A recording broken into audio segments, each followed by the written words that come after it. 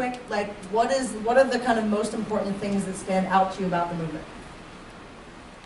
Land and freedom. Land and freedom. So that banner came from, people know who the Zapatistas are named after?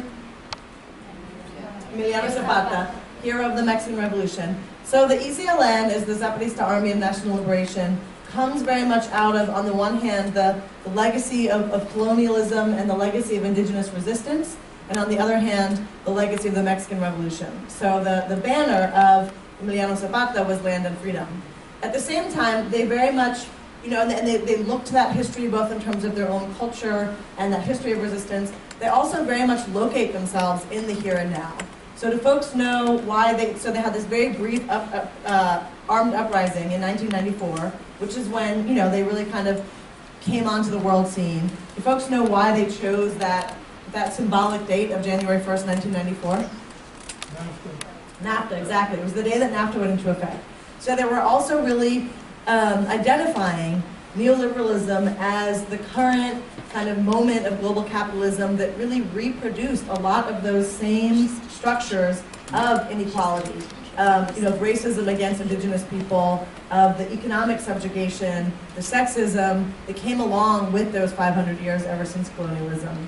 So, and the Zapatista movement, located in southern Chiapas, which is southern Mexico, high concentration of indigenous population living there, and the contradictions that you get, again, with that history of people living in a lot of poverty, but in this beautiful state. It's gorgeous, it's lush, there's mountains, there's jungle, but they create, for example, hydroelectrical dams which send electricity to northern Mexico, even as people are living without running water or electricity in their own villages. So you get, again, those types of historical contradictions.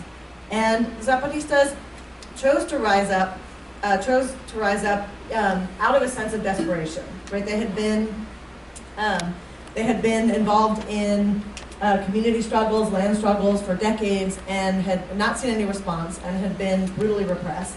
So when there was a guerrilla nucleus that came down to sort of form a traditional kind of Marxist guerrilla group in the late 70s, and when they began to interact with the indigenous communities, the campesino movements, there was a really interesting kind of blending of different political traditions, cultural traditions, historical traditions, and I think, to me, that's something that really stands out about the Zapatista movement, was that ability to kind of evolve and draw the best from different traditions. So you get, on the one hand, this kind of, traditional Marxist revolution, but then you really get the influence of the indigenous movements, the campesino movements, the Catholic Church, and liberation theology, and all these different elements.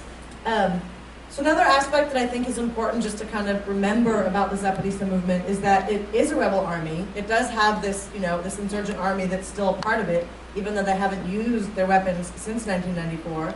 But they're also this broad grassroots social movement. And since 1994, they've been known much more for that.